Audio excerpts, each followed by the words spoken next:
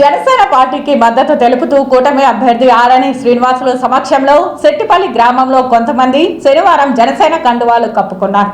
Tirupati corporation పరిధిలోని సెట్టిపల్లిలో జనసేనాని సిద్ధాంతాలకు ఆకర్షితులై ఇక్కడి ప్రజానీకం పార్టీలో చేరడం సంతోషంగా ఉందని ఆరణి శ్రీనివాసులు తెలిపారు.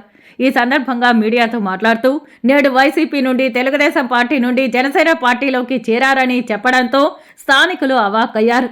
జనసేన, బీజేపీ, తెలుగుదేశం పార్టీలు కూటమే అని ఆరణి మరిచిపోయి మాట్లాడడంతో ప్రజలు ఒకరినొకరు చూసుకున్నారు.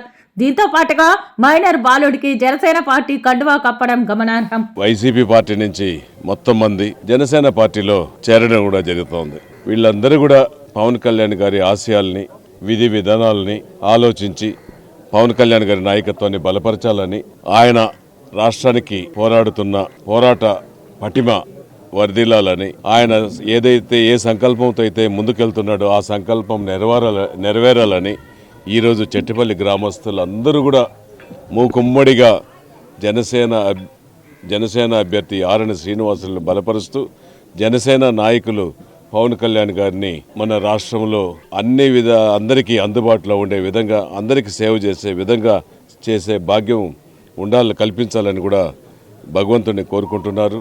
ఖచ్చితంగా కూడా ఈరోజు తిరుపతి పట్టణంలో జరుగుతున్న అరాచకాలు, దుర్మార్గాలు, దౌర్జన్యాలు, ఒక కుటుంబానికే మొత్తము వైఎస్ఆర్ కాంగ్రెస్ పార్టీలో ఎమ్మెల్యే కానీ, టీటీడీ చైర్మన్ కానీ, మున్సిపల్ డిప్యూటీ మేయర్ కానీ, మేయర్ అధికారాలు కానీ,